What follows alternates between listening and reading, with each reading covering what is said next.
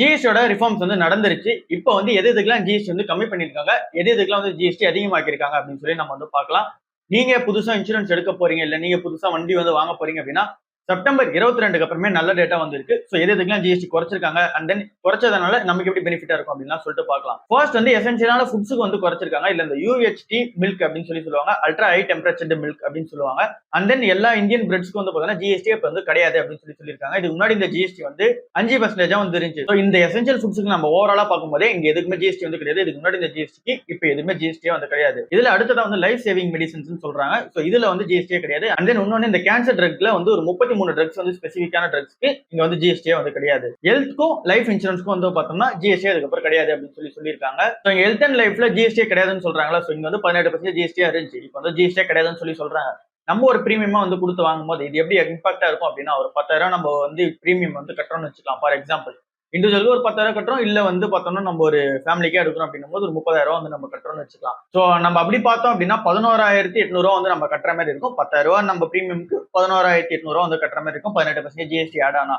So இது வந்து இப்போ நம்ம 10,000 கட்டினாலே வந்து போதுமானதா இருக்கு. இல்ல நம்ம 30,000 வந்து கட்டுறோம்னு வச்சுக்கலாம். ஸோ அந்த 30,000 நம்ம ஃபேமிலி எல்லாருக்கும் சேர்த்து 30,000 பிரீமியம் கட்டுறோம் அப்படின்னா 5,400 எக்ஸ்ட்ரா வந்து வருது. ஸோ அப்படி நம்ம பார்க்கும் 35,400 கட்டுவோம். ஸோ இப்போ அந்த 5,400 வந்து இப்போ நம்மளால சேவ் பண்ண முடியும்.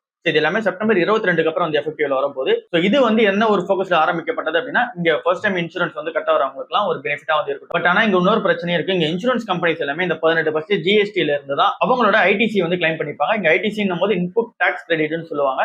ஸோ இன்புட் டாக்ஸ் கிரெடிட்ன்றது கம்பெனிஸ் எல்லாமே ஒரு கம்பெனிஸ் ரன் பண்றவங்க எல்லாருக்குமே தெரியும். ஸோ ஒரு ஆஃபீஸோ இல்ல அப்படின்னா ஏதோ ரெண்ட் கட்டுறாங்கன்ற மாதிரி வச்சுக்கலாம். ஸோ ஆஃபீஸ் ரன் பண்றதுக்கு தேவையான எசென்சியலான ஆபரேஷன்ஸ்க்கு வந்து பார்த்தோம்னா இந்த ஐடிசி வந்து கிளைம் பண்ணுவாங்க. ஸோ இது இந்த 18% கலெக்ட் பண்ற இந்த ஜிஎஸ்டி வந்து கலெக்ட் பண்ணிப்பாங்க. ஸோ இப்போ இது வந்து இல்லாம போற ஒரு ரீசன்னால இந்த இன்சூரன்ஸ் கம்பெனி எல்லாமே ஒரு 3% ரெவன்யூ வந்து டிராப் ஆகலாம் அப்படின்னு சொல்லி பாக்குறாங்க. இது மேஜரான இன்சூரன்ஸ் கம்பெனியும் பிரச்சனை இல்லை. பட் ஆனா இப்போ ஸ்டார்ட் பண்ற இன்சூரன்ஸ் கம்பெனி அண்ட் தென் புதுசாக ஸ்டார்ட் பண்ணிருக்க கம்பெனிஸ் எல்லாம் நிறைய கம்பெனிஸ் வந்து பிரச்சனையா தான் இருக்கும் அப்படின்னு சொல்றாங்க. ஸோ இப்போ இந்த insurance and then medicine and then food செக்மெண்ட்ல வந்து எந்த ஒரு ஜிஎஸ்டி கிடையாது. டெய்லி யூஸ் பண்ற கன்சூமர் குட்ஸ்க்கு எல்லாத்துக்குமே வந்து பார்த்தோன்னா 5% வந்து டாக்ஸ் வந்து சிம்பிளிஃபை வந்து பண்ணியிருக்காங்க. இதில் நம்ம shampoo, soap and then hair oil இது எல்லாமே யூஸ் பண்றதா இருக்கட்டும், இல்லை அப்படின்னா நம்ம வந்து இந்த சாக்லேட் அண்ட் தென் வந்து பார்த்தோன்னா இங்க பேக்கேஜ் ஃபுட்ஸ் இதெல்லாம் யூஸ் பண்றதா இருக்கும். இது எல்லாத்துக்குமே 5% ஆக்கியிருக்காங்க. அக்ரிகல்ச்சர் சைட்ல வரும்போது இங்க டிராக்டர் அண்ட் தென் இங்க சில பெஸ்டிசைட்ஸ் அண்ட் தென் டிராக்டர் மாதிரியே வந்து பார்த்தோன்னா இப்போ அக்ரிகல்ச்சர்ல நிறைய மிஷின்ஸ் வந்து யூஸ் பண்றாங்க. ஸோ அது எல்லாத்துக்கும் 12% 5% வந்து ஆக்கியிருக்காங்க. கன்சூமர் டியூரபிள்ஸா நம்ம வரும்போது இங்க ஏசி அண்ட் தென் வந்து பார்த்தோன்னா இங்க டிவி, அதுவும் 32 இன்ச்சுக்கு டிவிக்கு மேல இருக்கிறது and then cement and then வந்து பார்த்தோன்னா ஸ்மால் கார்ஸ் அண்ட் தென் இங்க மோட்டார் சைக்கிள் 350 சிசி கம்மியா இருக்குது. ஸோ இது எல்லாத்துக்குமே வந்து ஜிஎஸ்டி வந்து குறைச்சிருக்காங்க. 28% முன்னாடி இந்த ஜிஎஸ்டி வந்து இப்போ 18% வந்து குறைச்சிருக்காங்க. ஹாஸ்பிட்டாலிட்டி அண்ட் டிரான்ஸ்போர்ட்ல வந்து பார்க்கும்போது இங்க bus and then 3 wheeler and then இங்க ஆம்புலன்ஸ் இது எல்லாத்தையும் வந்து பார்த்தீங்கன்னா 28% இந்த ஜிஎஸ்டி வந்து 18% வந்து ஆக்கியிருக்காங்க. அந்த நீங்க ஹோட்டல் ரூம் எடுக்கிறீங்கன்னும் போது 7,500 நீங்க பர் டே கொடுத்து அந்த ஹோட்டல்ஸ்ல எடுக்கிறீங்கன்னும் போது அது எல்லாத்தையுமே அந்த ஜிஎஸ்டி வந்து கம்மி பண்ணிருக்காங்க. 12% ஜிஎஸ்டி இருந்தது, இப்போ 5% வந்து ஆக்கியிருக்காங்க. அந்த 7,500 7,500 கம்மியா நீங்க எந்த ஹோட்டல்ஸ் எடுத்தாலுமே அங்க ஜிஎஸ்டி போட்டாங்க அப்படின்னா அது வந்து இப்போ 12% இருந்தது, இப்போ 5% வந்து ஆக்கியிருக்காங்க. எதுக்கெல்லாம் அதிகமா இருக்காங்க அப்படின்னா இங்க லக்ஸரியான கூட்ஸ்க்கும் அண்ட் தென் வந்து பார்த்தீங்கன்னா இந்த டொபாக்கோ ரிலேட்டடான ப்ராடக்ட்ஸ்க்கும் வந்து பார்த்தீங்கன்னா இங்க அதிகமாக்கிருக்காங்க. அண்ட் தென் இங்க sugar, energy drinks and then இங்க கார்பனேட்டட் அண்ட் தென் கெஃபனேட்டட் ட்ரிங்க்ஸ் எல்லாம் சொல்லுவாங்க. ஸோ அது எல்லாத்துக்குமே ஜிஎஸ்டி வந்து அதிகமாக தான் ஆக்கியிருக்காங்க. 28% இந்த ஜிஎஸ்டி 40% வந்து ஆக்கியிருக்காங்க. அப்பேரல் அண்ட் டெக்ஸ்டைல்ஸ் வரும்போது டெக்ஸ்டைல்ஸ்ல வந்து நீங்க இப்போ ஒரு பீஸ் வந்து 2,500 மேல எடுக்கிறீங்க. ஃபார் எக்ஸாம்பிள் நீங்க ஷர்ட் வந்து 2,500 மேல ஒரு ஷர்ட் எடுக்கிறீங்க அப்படின்னும் போது அதுக்கான ஜிஎஸ்டி 12% இருந்துச்சு, இப்போ வந்து 18% வந்து ஆக்கியிருக்காங்க. ஸோ ஓவரால் இதுக்கெல்லாம் அதிகமாக்கிருக்காங்க, இது எல்லாத்தையும் கம்மியாக்கிருக்காங்க. இது நம்ம சிம்பிளிஃபைடா சொல்லிட்டோம். இல்ல மெயினா இன்சூரன்ஸ் மட்டும் எதுக்காக சொன்னோம் அப்படின்னா இன்சூரன்ஸ் எடுக்காதவங்க செப்டம்பர் 22க்கு அப்புறம் எடுங்க. ஸோ அதனாலதான் வந்து சொன்னது. இந்தியாவில் ஃபுல் செமிகண்டக்டர் சிப்ஸும், அதாவது குளோபல்ல இருக்க ஃபுல் செமிகண்டக்டர் சிப்ஸுமே வந்து ஆக்குபை பண்ண முடியுமா, அதாவது அதை வந்து ஓன் பண்ணிக்க முடியுமா அப்படின்னு சொல்லி பார்க்கும்போது அதுக்கான ஆன்சர் இல்லைன்னு தான் சொல்லி ஆகணும். ஏன்னா இங்க யூஎஸ் கிட்ட இருந்தா டிசைன்ஸ் வந்து வருது. வேர்ல்டு லெவல்ல பார்க்கும்போது இந்த இன்டெல், ஏஎம்டி அந்த என்விடியா இவங்க கிட்ட இருந்தா டிசைன்ஸ் வரும். அந்த டிசைன்ஸ் வந்து தாய்வான்ல தான் மேனுஃபேக்சரிங் வந்து அதிகம். ஸோ அவங்க எல்லாமே மேனுஃபேக்சரிங் வந்து பண்ணி கொடுப்பாங்க. ஸோ இங்க டிசைன்ஸ் வந்து யூஎஸ் கிட்ட இருந்தும் தாய்வான் தான் வந்து மாஸான ப்ரொடக்ஷன்ஸ் வந்து பண்ணி கொடுப்பாங்க. ஸோ அவங்க கிட்ட இருந்து மாஸ் ப்ரொடக்ஷன்ஸும் அந்த மாஸ் ப்ரொடக்ஷன் பண்ணா கண்டிப்பா ஒரு மிஷின் தேவை. அது வந்து யார் வச்சிருக்காங்கன்னா நெதர்லாந்து வச்சிருக்காங்க. அந்த கட்டிங் எஜ் மிஷின்ஸ் சொல்லுவாங்க. ஸோ அந்த மிஷின்ஸ் எல்லாமே அவங்க கிட்ட தான் இருக்கு, செமிகண்டக்டர் மேனுஃபேக்சர் பண்ண. ஸோ மிஷின்ஸ் அந்த கண்ட்ரியால வந்து டாமினேட் பண்ணப்படுது. அண்ட் தென் இங்க சப்ளை செயினா வரும்போது இந்த ப்ராடக்ட் எல்லாமே இங்க தயாராயிடுச்சு, பட் ஆனா இங்க சப்ளை ஆகணும்ல. ஸோ அந்த சப்ளை செயினா இருக்குது, சைனாவா இருக்காங்க. ஸோ இந்த 4 கண்ட்ரிஸும் மேஜரா இருக்கு. இதுல யாருமே 100% வந்து இந்த செமிகண்டக்டர் சிப்ஸை வந்து ஃபுல்லா ஓன் பண்ணிக்க முடியல. ஏன்னா இங்க எல்லா கண்ட்ரிஸும் வந்து இன்வால்வ் ஆகுது. இந்தியாவாலையும் கண்டிப்பா வந்து ஃபுல்லா வந்து ஓன் பண்ண முடியாது. பட் ஆனா ஏன் இன்வெஸ்ட்மெண்ட் வந்து அதிகமா பண்றாங்க அப்படின்னு சொல்லி நம்ம பார்க்கும்போது இங்க அதுக்கான ஸ்பேஸ் அதிகமா இருக்கிறத வந்து பாக்குறாங்க இந்தியா. ஸோ அண்ட் தென் அடுத்த நெக்ஸ்ட் பூமிங் செக்டரா இதுதான் இருக்கும் அப்படின்னு சொல்லிட்டு இன்வெஸ்ட்மெண்ட் வந்து பண்றாங்க. ஸோ அதுதான் இந்தியா வந்து இந்த செமிகண்டக்டர்ஸ் மேல இன்வெஸ்ட்மெண்ட் பண்ற ஒரு ரீசனா வந்து இருக்கு. Tata steel, JSW steel, sail இந்த கம்பெனிஸ் எல்லாமே வந்து பார்த்தீங்கன்னா ஏற ஆரம்பிச்சிருக்கு. என்ன ரீசனால அப்படின்னு சொல்லி நம்ம பார்க்கும்போது சைனா மேஜரா வந்து பார்த்தோம்னா அவங்களோட ஸ்டீல் ப்ரொடக்ஷன் வந்து கம்மி பண்ண போறோம் அப்படின்னு சொல்லியிருக்காங்க இந்த வருஷம் மட்டும் 2025 to 26. ஸோ இந்த ஒரு ரீசன் எல்லாம் மெயினான ரீசனா வந்து இருக்கு. அந்த கூட ஆட் ஆனா நிறைய ரீசன்ஸ் வந்து இருக்கு. சைனா தான் இருக்கிறதுலே மாசான இந்த ஸ்டீல் ப்ரொடக்ஷன் வந்து இருக்காங்க. ஸோ அவங்க ஸ்டீல் ப்ரொடக்ஷன் கம்மி பண்ணாங்க அப்படின்னும் போது இந்தியா வந்து அந்த ஸ்பேஸ் வந்து ஆக்குபை பண்ணிருப்பாங்க.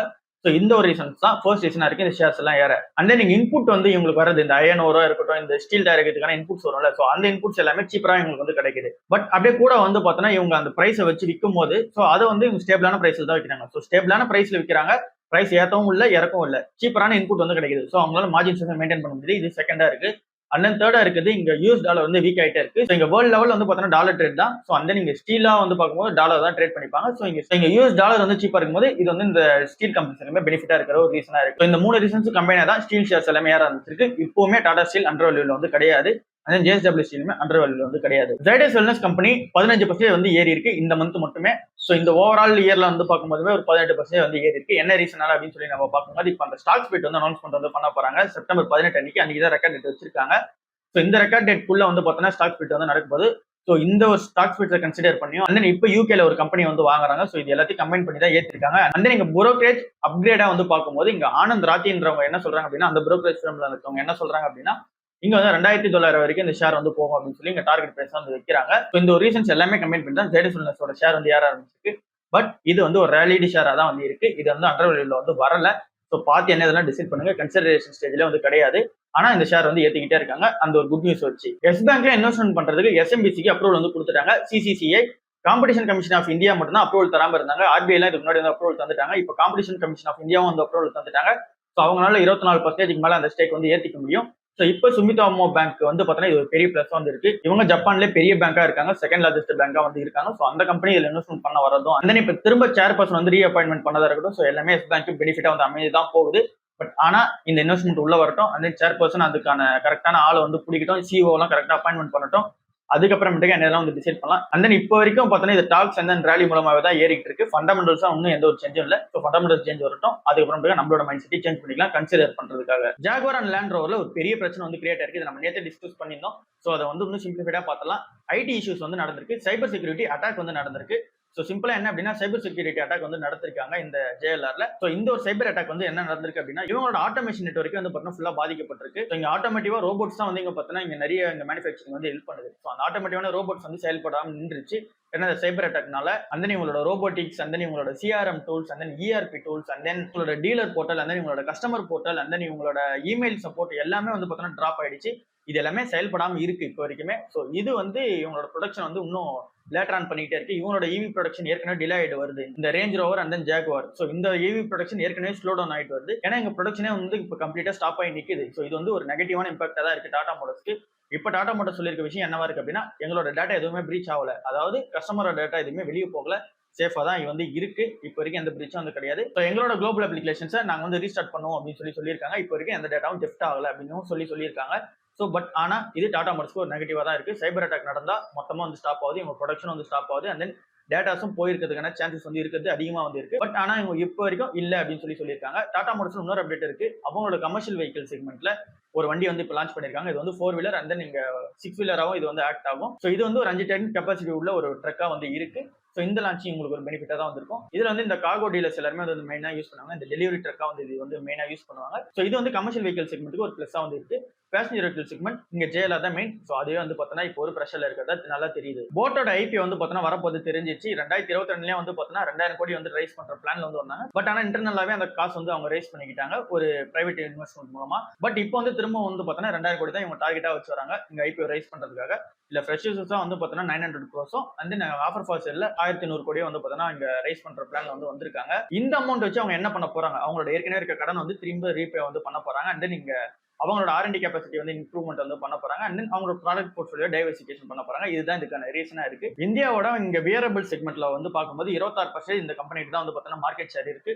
பட் ஆனா இப்போ வந்து நம்ம சைனா கூட வந்து பார்த்தோன்னா ட்ரேட் டீல்லாம் வந்து வச்சிருக்கோம். இப்போ இருக்க மார்க்கெட்டே வந்து பார்க்கும்போது அதிகமாக தான் இருக்கு. இங்க போட்டுன்றதே சைனாவோட மார்க்கெட் இருந்தா அதிகமா வருது. ஸோ அங்க சைனா கிட்ட இருந்து இவங்க பல்கா ஆர்டர் வந்து கொடுத்துருவாங்க. பட் அந்த போட்டுன்ற நேம்ல வந்து பார்த்தோன்னா பிராண்ட் பண்ணிப்பாங்க. இப்போ அதே சைனாவோட பிராண்டே வந்து பார்த்தீங்கன்னா இவங்களே வந்து எடுத்துட்டு வந்துட்டாங்க அப்படின்னும் போது இங்க இந்த போட் கம்பெனிக்கு பெரிய பிரச்சனை அமையதுக்கான சான்சஸ் இருக்கு. பார்க்கலாம் எப்படி இந்த ஐபி வந்து போய் முடியுது அப்படின்னு சொல்லிட்டு. மணப்புரம் ஃபினான்ஸ் வந்து பார்த்தோன்னா 45% ஏறி இருக்கு. முத்தூட் ஃபினான்ஸ் வந்து பார்த்தோன்னா 35% இருக்கு லாஸ்ட் 6 மாசத்துல. என்ன ரீசன் அப்படின்னு சொல்லி நம்ம பார்க்கும்போது நேற்றே வந்து டிஸ்க்ளோஸ் பண்ணியிருந்தோம். பட் ஆனா இந்த ஷேர்ஸ் வந்து ஏறிக்கிட்டே இருக்கு.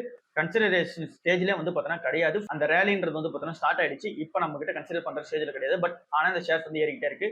ரீசன் சிம்பிள் தான், கோல்டோட பிரைசஸ் வந்து ஏறிக்கிட்டே இருக்கு. ஸோ இந்த ஒரு ரீசன் தான் பெரிய பிளஸா வந்து இருக்கு. ஸோ கோல்டு லோன் வந்து இங்க அதிகமாக கொடுக்க முடியுது. அண்ட் தென் இங்க பர்சனல் லோன் அண்ட் இங்க அதர் லோன்ஸ் வச்சு வாங்குறத விட இங்க கோல்டு லோனை ஈஸியா வச்சு வாங்கிக்கிறாங்க மக்கள். ஸோ அண்ட் தென் அந்த கோல்டு லோன் விற்கிறதுல இவங்க 2 பேர் தான் வந்து டாப் பிளேயரா வந்திருக்காங்க. இங்க மணப்புறம், முத்தூட் இந்த 2 பேர் தான் வந்து டாப் பிளேயர். ஸோ அவங்க கிட்ட தான் கோல்டு லோன் வந்து அதிகமாக வைப்பாங்க.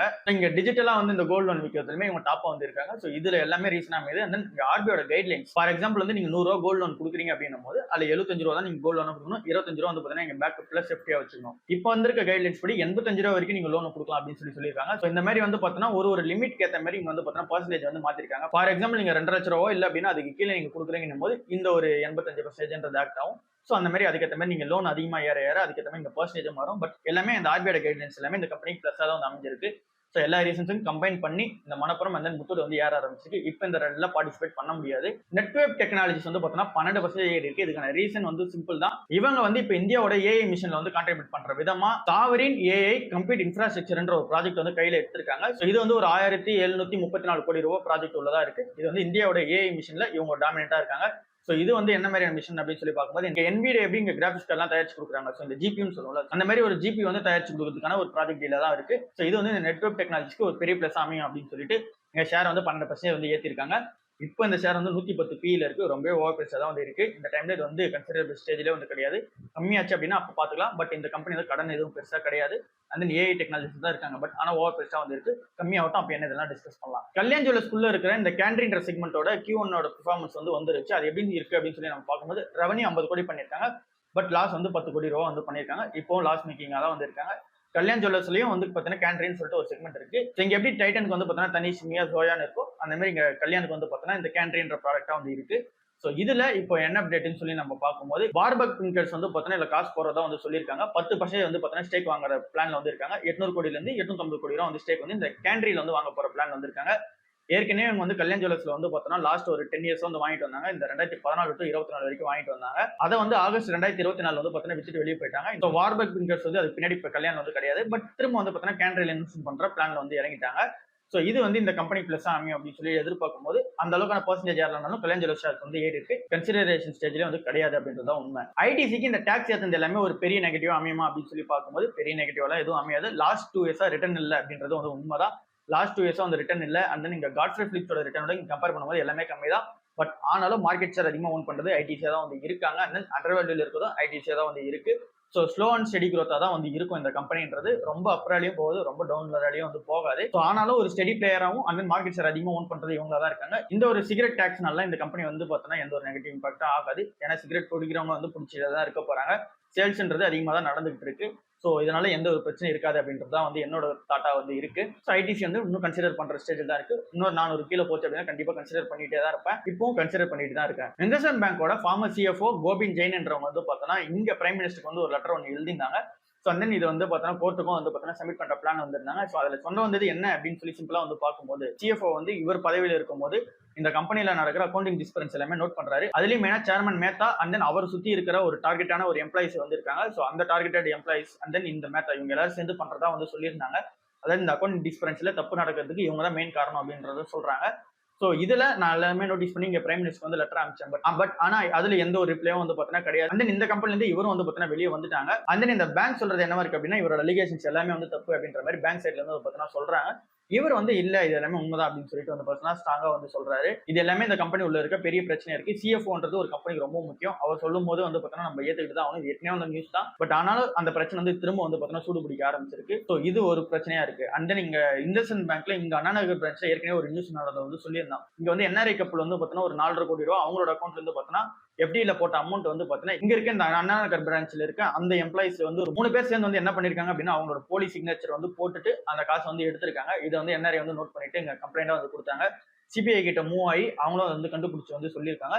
ஸோ எல்லாமே வந்து பார்த்தீங்கன்னா இண்டஸ்இண்ட் பேங்க்ல நெகட்டிவா தான் வந்து போயிட்டு இருக்கு. பட் ஆனாலும் புதுசா இப்போ தான் அந்த சிஓ அந்த எல்லாமே வந்து பார்த்தீங்கன்னா புதுசா இப்போ எல்லாருமே ரீஃபார்ம் வந்து பண்ணிட்டு இருக்காங்க. ஸோ இந்த டைம்ல நான் இப்போ என்ன பண்ண போறேன் அப்படின்னா, இது வந்து ஒரு கன்சிடரபிள் ஸ்டேஜா வந்து வச்சுக்கலாம் அப்படின்னு சொல்லி வந்து பிளான் பண்ணிருக்கேன். இது வந்து அந்த புக் வேல்யூ கண்டிப்பா போய் ரீச் ஆகும் அப்படின்றது ஒரு பாசிட்டிவ் நோட்டா வந்து தெரியுது. ஸோ இந்த டைம்ல இதை கன்சிடர் பண்ணலாம் அப்படின்னு சொல்லிட்டு பிளான் பண்ணிருக்கேன். ஸோ இதுதான் இன்னைக்கு ஓவரால் நியூஸா வந்து இருக்கு. ஸோ பார்த்து என்ன இதெல்லாம் வந்து கன்சிடர் பண்ணுங்க. நிறைய ஸ்டாக்ஸ் வந்து அப்படி தான் வந்து போயிட்டு இருக்கு. ஸோ கரெக்டாக பார்த்து பண்ணுங்க. அடுத்த வீடியோல பார்ப்போம். அதுக்கு முன்னாடி கண்டிப்பா எல்லாம் சப்ஸ்கிரைப் பண்ணிடுங்க. அண்ட் தென் எல்லாருக்கும் ஷேரும் பண்ணி விடுங்க. அடுத்த வீடியோல பார்ப்போம். பாய்.